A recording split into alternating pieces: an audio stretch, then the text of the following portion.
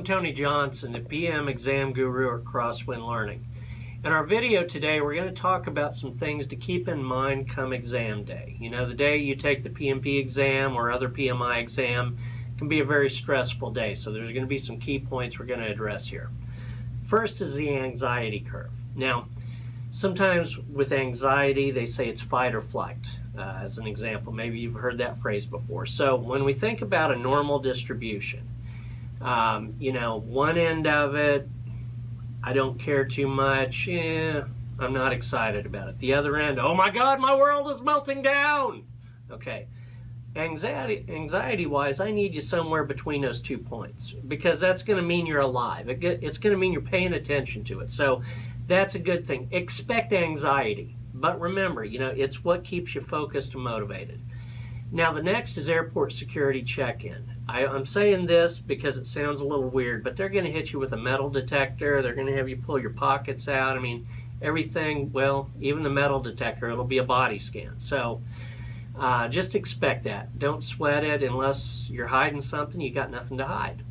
The modified brain dump policy. Remember, you don't get to do this during the 15-minute tutorial anymore. This is done if you're going to do it during the 4 hours that make up the exam. Now, our next point, theory versus reality. It takes reality experience to qualify for the test, but if you apply too much reality to the answers, you're going to be in trouble. So remember the PMBOK guide-based theory and other PMP exam material-based theory. You know, there's how we should do things, not necessarily what we do all the time in reality. The sprint versus the marathon is the next point.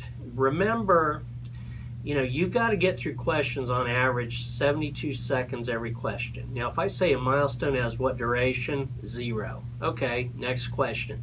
So some questions are going to take you longer than 72 seconds. Some are going to be shorter. Some people say, oh, those network diagram duration questions, they're going to take too long.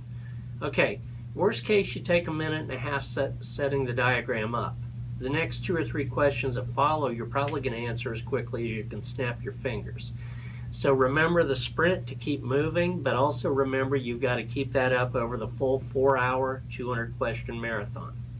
Now, point by point, this is a key point, pun intended. I've seen a lot of people freak out over the years, and what they do is say they're on question 20 and they're second-guessing everything they've already done and they're wondering about what's coming next. Okay, the best thing you can do is focus on immediately the question in front of you, and nothing before that and nothing after that, because that one question is all you've got to focus on at the time, point by point. I had a student that was having an issue with this. I met with him one-on-one on a number of different study fine-tuning meetings. And the night before his test, he was still having an issue with point by point. I actually texted him point by point by point by point by point. I sent him a big old text, and he replied, got it. And he actually said the next day that made a big difference in how he passed.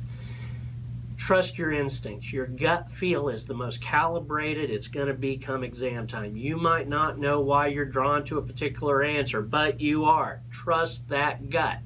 When I do our public boot camps, I often say, what was it that drew you to your significant other? You know, well, I don't know. I just was. Okay, that's your gut feel. Unless you realize you factually misinterpreted something, don't change the answer. Now, mark limited questions. A lot of people say, I'm going to mark everything I don't absolutely know. Wow, that'd be a lot of questions if you had a really bad test. I suggest you don't mark more than about 10 or 15 questions. If you mark much more than that, you're going to go back, look at them, talk yourself out of good answers, etc. Manage time with your breaks. You stand up, you clock out, you go to the restrooms, drink a little glass of water, splash water on your face, sign back in, 3 minutes. The last time I did a PMI exam, every break I took, it was 3 minutes because I had to clock in and clock out, so I know. The next point, pick the best answer, not necessarily the right one. You know, look at my desk in front of me. If I needed to put a nail into this table right now, what would be the best thing to do that with? This little Lego figure here, this one, maybe the book, the cup, boy, I don't know. I don't have a lot of good options. I might say the book is the best one of what's there. So you can have 4 good answers. You can have 4 bad answers. And you have to choose the best of what's there. Now, next point, check calculations. This is free money. I've done $500 worth of work. I spent $400 to get it done. That's good by $100. You know, your calculations are going to be free money. They're going to be straightforward. Now, we're wrapping up here. Complete the survey to get the results. That's right. They're going to give you a survey when the test is done. They won't tell you if you passed or failed yet. But wait, there's one more survey. Tell us how you liked the experience. Tell us what we could have done better. Did you do this? Did you do that? You know, did you curse at all 200 questions? Okay, they don't ask you that, but you know, that'd be a good realistic question now, wouldn't it? So you complete the survey, then you'll be told if you passed or failed. Now our final tip, start each question by reading the last sentence. In other words, read what you're being asked about the situation, then go up to the top and read the full situation. You know, as an example, if I said task A is 3 days long, B is 4 days long, C is 5 days long, etc., and the last sentence is what is the slack of the critical path. If you drew the full network diagram out, then you saw what's the slack of the critical path. Well, if they don't give you any other information, it's 0. Why draw the diagram out? So you read the last sentence to see what you're being asked about, and that's going to help you conserve energy and focus. So anyway, that is how to manage exam day. A little long, but the exam day is a big day.